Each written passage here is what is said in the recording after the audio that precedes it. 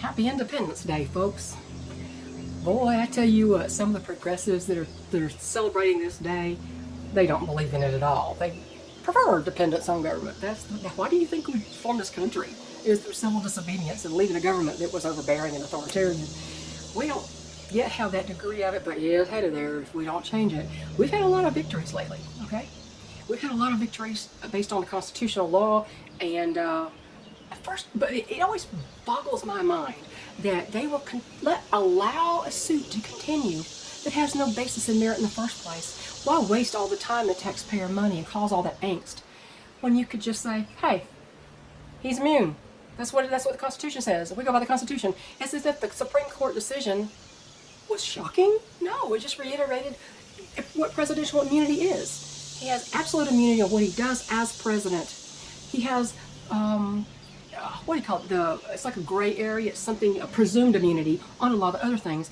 And the things that he's not immune for are decisions, personal decisions, and things like sending somebody to be murdered. I mean, he doesn't have immunity on that. He's not supposed to. So all these crazy people are going, well, he can just do anything he wants now. No, he can't. This has always been our Constitution to see. I'm just amazed that some of these people really don't have any concept. They don't know what kind of government we have. Ain't no democracy. It's a constitutional republic. Always has been, always will be. I saw a reporter doing, I don't even remember what channel it was, but she was obviously a leftoid. And she had a panel, like a Zoom call with all the people's faces up there. There were some Trump supporters, there were some Biden supporters. And she kept saying democracy, democracy. And the guy, when it got to this guy's turn, he said, I need to make a correction. This country is not a democracy, and it never has been. We are a constitutional republic. We are not a democracy. And she was flabbergasted. She was like, she had a look like this. And then she said, we're not a democracy? I'm like, lady, did you skip elementary and middle school? Have you never had a civics class, a history class, nothing? How can you be so uneducated and so ignorant and be up there trying to moderate a panel when you clearly have no understanding of where we are in this country and what we are? And it threw her off her game. She had trouble enunciating her words. She had trouble with the next thing. She was really totally ignorant of the fact that we are not a democracy. Now, do I think all of them are ignorant of that? Not necessarily. I think they're using the word democracy as a trigger word because they want to hammer that thought home. Democracy. You know what democracy is? It's mob rule. It's majority rule. And in a democracy, only California and New York states would have any say in anything. Everybody else would be persona non grata. No. Mob rule means California and New York decide everything, the president, everything. Boy, will we be in a crap ton of trouble if that was the case. The constitutional republic idea is actually a rather brilliant one. Now, I know, and Steve Smith pointed out, that some of the anti-federalists had their reservations about the Constitution, the way the Constitution was written. They thought it would lead to people being power hungry. And I need to read the anti-federalist papers. I totally forgot I keep forgetting to download the things. But anyway, and so, it seems like it's turned out that way. Now, I've always believed in the Constitution. I've always stood on the Constitution. This is the rule of law. This is what our country's based on, and that in the Bill of Rights, and Anyway, but these people who really, 3/4 of them, I think, truly are ignorant. They don't even have a clue what we are. And then you got the other bunch that knows full well, but they're going to use that word democracy, just like Joe Biden uses that word democracy, to hammer home an idea of what we are that we really aren't, and never have been, and never will be. We're headed for totalitarianism if this would continue. Now, in the last couple of weeks, we've had some major victories. And according to Tucker Carlson, he said the idea that Joe Biden can't be removed unless he allows it is ridiculous. He said what I have always said. He said the Democrat Party is a collective. They determine what's what, not individuals. The collective determines it. I've always said they're kind of like the Borg, you will be assimilated, that kind of thing. And that's kind of how they are, honestly. So anyway, that's enough of that stuff. But there's the ignorance of the media is truly astounding. When you keep talking about terms that you think they understand what you mean, but they really don't. And sometimes it helps to clarify. It's like, you understand what a democracy is and what a republic is. Do you understand that? They don't. That's the problem. Well, there's that. So Okay, and I also want to comment on something I saw. Dr. Phil, which I haven't listened to in years, he got on my last nerve a few times, and I just had to turn him off. Well, now he's talking about we should all be prepping. You better start prepping now. It's like, you're late to the party, Doc. What? And then he had some people on. He had a guy on who'd written a book about the doomsday preppers, as they like to call them. Well, prepping ain't about doomsday necessarily. It's about any daily calamity that can happen. My power over here goes out regularly. In fact, it went off twice in one day the other day for no apparent reason. It's probably the overload. Everybody turned on their air conditioners because it's been so hot here, unusually hot for up here in the mountains in this time of year. But he was talking to this guy, and this guy was surprised that he said, and I agree, he said the preppers he encountered, he expected some crazy out there people and, a little bit of paranoia, and he saw some of that. But he said overall, overwhelmingly, these people are prepping because they're hopeful. They're hopeful. They are prepping because they think there's something after this mess. But they want to get through this to get to the other side, to get to the other side, the light at the end of the tunnel. And he said they believe, and he didn't say this in his words, but I'm saying it. We do believe in the light at the end of the tunnel. We believe that we prep because so we can make it through this and maybe come out to a better time. And prepping's not about doomsday all the time. I mean, if it's truly doomsday, all your prepping ain't gonna really do much good. Because there's the people that have different ideas what doomsday is. But yeah, we prep because we have hope. We're hopeful. We're positive. We're hopeful. We want to take care of our families. But in that thing, at the end, Dr. Phil asked, and this was awesome, he asked this question. He said, how many of you now, and then the audience can push a button, to take that poll. How many of you, first of all, are going to now go get more food and supplies? How many of you are going to invest in, get more ammo and guns? How many of you are going to now build a bunker or invest in a bunker? And how many of you are going to do nothing? And let me tell you, it was shocking. Audience, after listening to that conversation, and even the man who wrote the book said he started out in a city apartment. He said now he lives in a 5-acre ranch. That's how much he has changed with that book he wrote. But in the audience, a lot of them, they had like a bar graph, okay, like a bar up here, and when you tells how many people pick what answer. The most answer was we're now going to get more food and supplies. Okay. The next one was food and ammo. Ammo and firearms. Okay. Then the next one was invest in a bunker was the lowest one, and then the do nothing crowd. We're going to prep now. We're going to start prepping more, get food and water and all that, start stocking stuff away, and the do nothing was right there. That's disturbing. See, people are still not getting the message. They are going to do nothing. Nothing. After listening to that, after seeing the hell we've gone through caused by this administration over the last 4 years, and honey, if you think the ones before that was hell, you were really in La La Land. But it was astounding how many people after that discussion were going to do nothing. And I'm thinking, oh, Doc Phil, you're late to the party. Come on now. And in fact, we're not doomsday preppers. We prep for any calamity, like electricity going out. Mine went out for a couple of hours. It could have gone out for a couple of days. I've got a freezer full of meat. I've got a refrigerator with some more meat in there. I've got all that. I keep running fans in the barn in this extreme heat so I don't lose birds. And chickens don't sweat, but they hold their wings out so that when the air is running, it flows under their wings and it cools them down. And so I run fans. So I had to plug in all my barn power to solar, and I plugged in my refrigerator solar. And if it had continued more than a day, I would have plugged my freezer in. The freezer's so full of meat and hard frozen things that it's not going to, and it does freeze hard anyway in the first place. It's so full of that, it would have been fine for 2 days without power. After that, I would have had to be kind of panicking over that. Not panicking, but plugging it in. So, that was something I saw was very interesting, how the do-nothings are almost as high as the people who are going to do more. That's kind of disturbing to me after what we've been through. Okay, so anyway, and I wanted to tell you, my son, who lives in the suburbs, his neighbor, I told you about his neighbor, said he's going to send me some roses. My son came up here yesterday, and he brought me 2 varieties of climbing rose, and they were actually bigger than I thought they were going to be, the plants of the root system. So I had to dig some big holes there. I had to amend the soil because the soil over there is pretty hard rock clay in some areas. So I transported soil from the far garden, the conditioned soil, the compost and all that kind of stuff. I transported that, and my son had them in a giant pot with some really good potting soil, high quality potting soil. And so I mixed all that and put that in whole. So they have not just that stupid clay. And anyway, we planted those. And I'm going to show you these. And I don't know that his neighbor will ever see this video. But thank you so much, Bob and Laura. I appreciate that wonderful gift. And I sent them back some canned peas and some of my carrot cake jam that I had made a couple of years ago. That, of course, will be good till doomsday probably because it's, you know, sugar and all that. But the carrot cake jam has carrots and has pears and it's really good. Anyway, I sent them back a gift, a thank you for the gift that they gave me. Because, you know, I could not find any climbing roses. These are both climbers. And they are not the little bitty flowers like I found, the little Coldwell pink in the flame.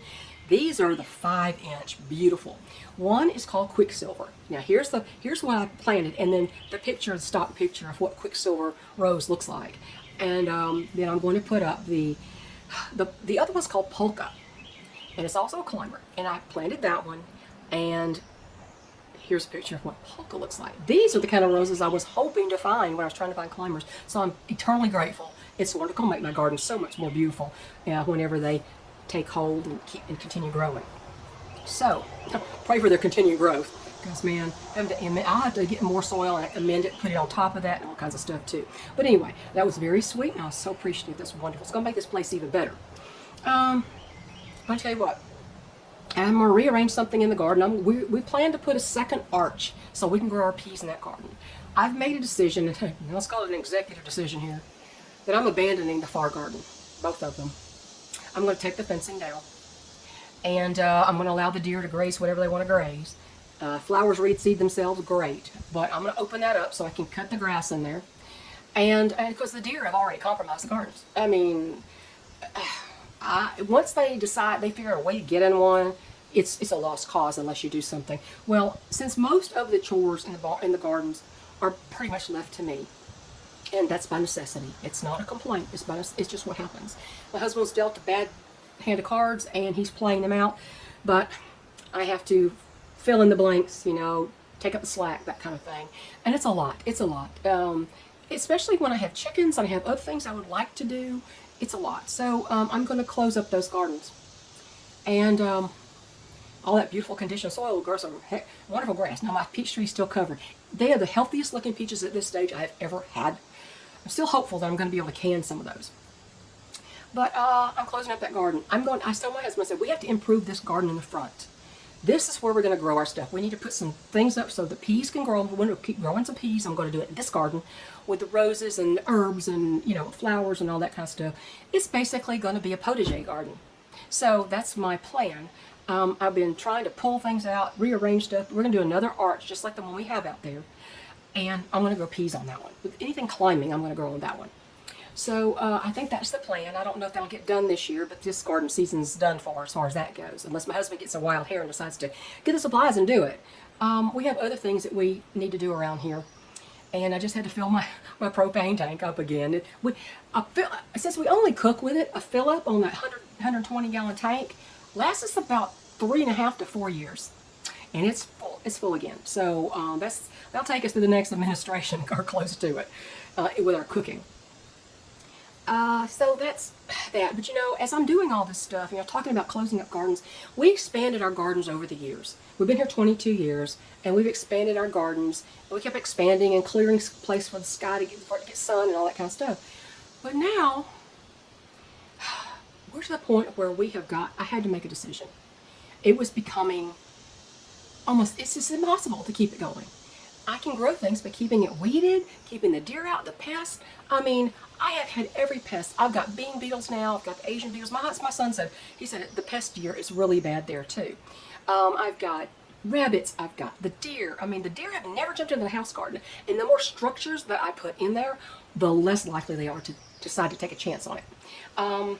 But I almost forgot to put up this Montezuma rose. When I was looking for climbing roses, I found one that wasn't a tea rose. I found Grandiflora, which is a cross between a shrub rose basically and a tea rose. Tea roses are a little delicate. Grandiflora is a little more hardy. And I didn't even know what color it was, and it bloomed. I think I put a picture of the bulb up, but look at this bloom. This is gorgeous. It's like this beautiful deep raspberry pink, pinkish red, reddish pink, and then it goes to an orange and yellow. It's so beautiful. the bugs love it too. They're all over it. They're like, "Ooh, sweets! It smells heavenly." So I'm very happy about that. So I'm getting my roses. You gotta have something for your soul too, and they do draw in the bees. So yeah, they do have a function. Now I was growing all the gladiolas. I had about 15 growing, and then they started leaning, and then I realized that they were getting chewed off just at the soil, below the soil level, and I see a tunnel under there. So I lost about 5 of them, just chewed off, and then all of a sudden, one was blooming. And I thought, oh, it's blooming, this is great, it's going to be yellow, it's actually pale yellow. And it was bloomed about halfway out, and all of a sudden it started to lean. I went, oh no, oh no. I went in there and it had been completely chewed off at the base. And so I took it and I brought it to the house and I stuck it in my watering can. And it bloomed out the rest of the way. And I thought, well, at least I got one out of that whole giant packet. Maybe they just ate the plant and they didn't mess with the bulbs. The bulbs may be okay. So I'm optimistic that they'll come back next year, but if I can get rid of the tunnelers, I may have to dig every one of them up and put them in baskets, every single one. But I was going by the garden the other day and went, oh my gosh, there's another flower head coming up. There was another one that's about to bloom. It hasn't opened yet. It's about to bloom. And I thought, I'm not letting that thing get this one. So what I did is I poked holes around everything, and I had a little bit of cedarwood oil left. That's supposed to deter tunneling creatures. I thought, oh, I'll use it on this. So I poured it in all these holes. It's got blood meal around there, which didn't seem to deter it that much. I poked, and then I saw a hole, and I put the bottle upside down so the fumes of it would just go out into the hole. So let's just hope that one gladiolus does bloom. I'm going to have to do something else with bulbs. I've never had this much problem in there. I've actually never had any problem in that bed for some reason. I've got a lot of problem now. So, you know, there's always next year. We have to keep tweaking. But see, in doing all this stuff and fighting all these critters and all the pests, and I've got Luna, who does seem to now have an eye injury, and I could not see it before. I'd open her eye and think she keeps closing this eye, and I thought, well, there's nothing wrong with it. Maybe she's just lethargic and tired. And I thought, well, and so finally, I said, this just doesn't seem right. So, and she was acting like she couldn't see her food well. So I thought maybe she'd had a stroke, and she may have. Maybe this is why. But I had my husband hold her. She didn't want to be held. She was like, leave me alone. And I opened her eye, and it does appear to have some kind of injury, or something's happened to it because she had some kind of neurological episode. So I cannot find my little bottle of Vitericin ophthalmic gel, which is that like a gel liquid? We've looked everywhere. I can't find it. I had to order a new one, but I did have a little tube of terramycin eye ointment, which is just it's an antibiotic eye ointment. And talk about trying to get something in a hen's eye that doesn't want to do it, and she's fighting. But I got terramycin in her eye. I don't know if there's an infection in there. It could be an infection. I don't know, but when I've looked a couple of times and could see nothing wrong with her eye, but now this morning I do see something wrong with it. So I'm going to start putting terramycin in her eye twice a day. I don't know if that is the cause of what's going on with her, or she acts like she's had a stroke or some incident, a stroke-like incident. I don't know. I'm not a vet, and trying to deal with a tiny little hen with her little eyes, and she's fighting the whole way. You don't want to hurt her by holding her too tightly. So, what you could do. So, I'm doing the best I can do. Sometimes that's all you can do. You can just do the best you can do. But all these problems coming up at once, and we expanded, and now we're in the position where I can't manage it, and my husband can't. And I said I don't expect him to. He has a good reason why he can't. I'm not complaining. He wants to. He tried to help me move something this morning. He said, don't do that. I can do it. I'll start a project. I'll start moving something that's heavy. And I want to do it before he notices I'm doing it. And then he'll come and goes, here, you're going to hurt yourself. Let me help you. I'm like, you don't hurt yourself. I don't want you to do that. I'm trying to do things so he doesn't notice I'm doing it. But that doesn't always work. I had to move these big tubs. I moved a big tub of marshmallow plant that was growing. It's really tall. And I want to move it over to the side, switch it out with another one that had something growing lower, so that I didn't block my view of the back of my garden with that giant plant. And I did. I was starting to do that. So he'll help me do that. But he helped me dig the hole yesterday. One of the holes for the roses, that was such hard clay. And it had to have the hole completely filled with something else. And my son says, I want to order you some special rose fertilizer. And I said, no, you don't have to do that. I've got some Miracle Grow in the house. He goes, no, I'm going to order you some special fertilizer. So he said, okay, it's done. You can't say no now. So he ordered me some special rose fertilizer. My other son came out here and cut some of my grass for me the other day that I had not gotten to, and I probably would not have gotten to, because it's just extra. It's way down the list. So anyway, they have their own lives. I do not want to impose on my sons because the son that came up here with the rose bushes from his neighbor, he lives, 2.5 hours away. My other son is an hour and a half away. And, when he's off work, I want him to rest because let's just say he's had some trouble. And I still am not at liberty to talk about it yet. But he hurt his back. So I just don't want to talk about exactly that yet because there's still an ongoing court case here. And I'll just leave it at that. But he came up here anyway, and I said, I did not tell you to come here. He says, you call me if you need me to do anything else. And of course, I probably won't unless I'm desperate. Because this is my life I chose, and I know we like to manage our own lives. And it's not that I'm grateful for any family that wants to help, because that's a rare thing. Let me tell you. Maybe not in your family, but in my family, it's kind of rare. So, but aging and homesteading. And it's not just aging. It's not because my husband is 71, it's because he's in excruciating pain all the time. So anyway, aging and homesteading. Sometimes you have to, we were on a campaign to work smarter, not harder. And yet, we still have to continue to go down that road and rein it in a little bit. I'm not going to stop growing food, because if I ran out of meat, I need to eat something. So if I'm going to stop growing the food, you got to eat something. And I may have to go back to more ketogenic instead of carnivore, or and ration my meat. So I may have to do that. If I do, I want to have something to eat. Like yesterday when my son was here, we had sirloin steak, and we had pinto beans that I had canned last year. Oh, they are so good. Oh, they are just so good. I had pinto beans that I canned. It's not that they're bad. I rarely have those. I rarely have peas or beans, even though I will grow them. I will grow them, because who knows what you're going to need. That's what prepping is. You don't know what you don't know, right? But when you're aging, or you have physical limitations, or you have limitations and your partner also can't take up all the slack, you have to make concessions. You have to let some things go. Some things can't be done. They have to be let go. It's just the way it is. Now, are you giving up? No, I'm not giving up. In fact, why would I give up on this place? Honestly, I've looked at real estate. I've looked at things like, I could just have an easier property. But the problem is, my mortgage is paid off. And I just got my property tax bill, and it keeps getting lower.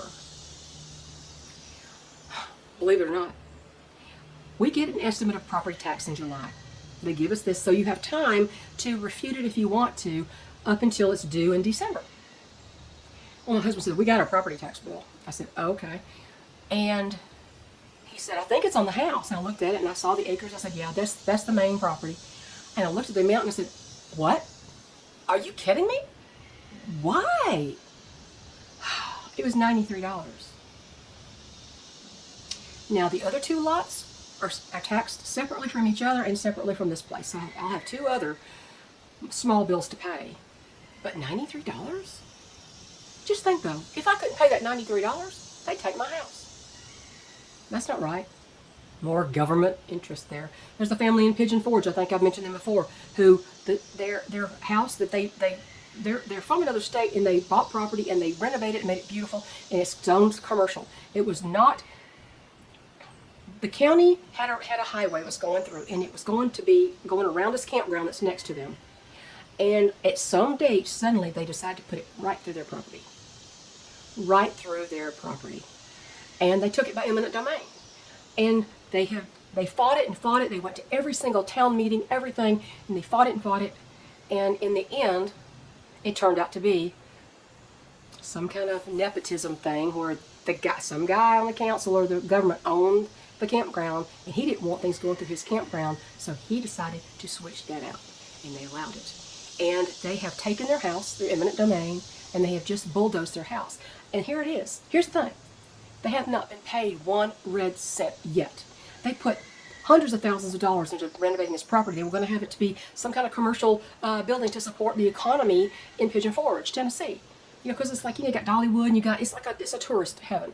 And it was going to be that. It's zone C6. And then they appraised it. They got one appraisal. Supposed to have two appraisals when the government wants to take your house. They got one appraisal, and it was in the wrong zone. It had zone residential, not commercial. So they got bulldozed and they have no money. And I don't know if they'll ever see a penny. They just, government theft at work again. So, there's just so many inequities in our current world. Now, Victor Davis Hanson was talking about all the wins that we're having in court. That immunity does not mean that he's immune from everything in the world, only official acts while he's in office. And he said there are all these decisions that are going our way. He said it seems like it could be a turning point to go back to normalcy. Maybe it will. But I saw several people in social media calling for the assassination of Donald Trump. And they said, oh, if Biden's immune, he should have him taken out right now. It's like, he's not immune from that. What are you talking about? Whatever happened to treason? Kathy Griffin should be in prison for holding up the head of a sitting president, a severed head.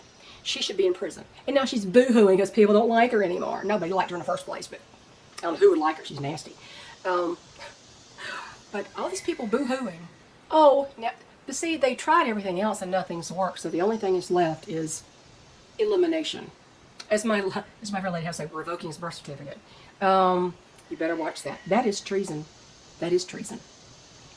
I don't care if he's a former president. He's going to be a future president if we're lucky enough to have it. And it won't be luck.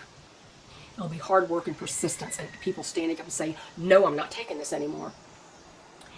So anyway, I'm all over the place. That's my video for today. I probably forgot 15 things I want to say. I don't know. It's a beautiful day. It's going to be 91 degrees here. This is pretty hot this summer. It's pretty hot this summer. So I'm putting ice in the waterers about 5 o'clock right before they come into roost. Mine don't stay out past 6:30 generally, and mine don't stay out past 6:30. Most of the time they don't stay out past 6 o'clock.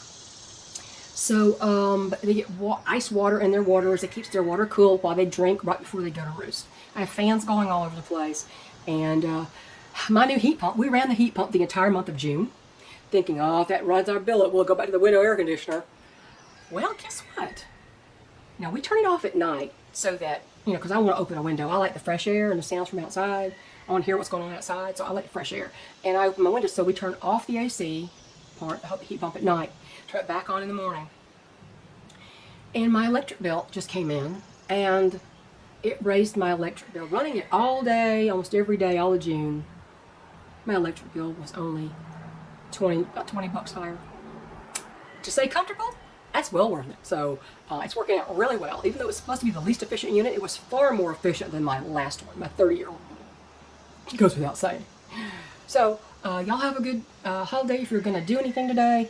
I believe in the independence of our country. I do not believe in mob rule. Leftists who want it, who want democracy, they are the mob. Just like BLM and Antifa were mobs. Mob rule ain't going to cut it here. Sweet cheeks. So, have a great day. It's been over 30 minutes and I gotta go. I don't put out too many videos anymore. I don't just put out one just because I think of something. I gotta think of something. So that's why this one's all over the place. Kind of like a box of chocolates video again. Some people like that, some people don't. Most people seem to like that fine because it's not boring. I don't think it's boring. I hope it's not boring. Anyway, you have a great day. Enjoy your families. And remember that we don't prep because we're hopeless and paranoid. We prep because we have hope that something's good. We're going to come out on the other side of whatever happens, and our family's going to survive because of what we did. Bye, everybody.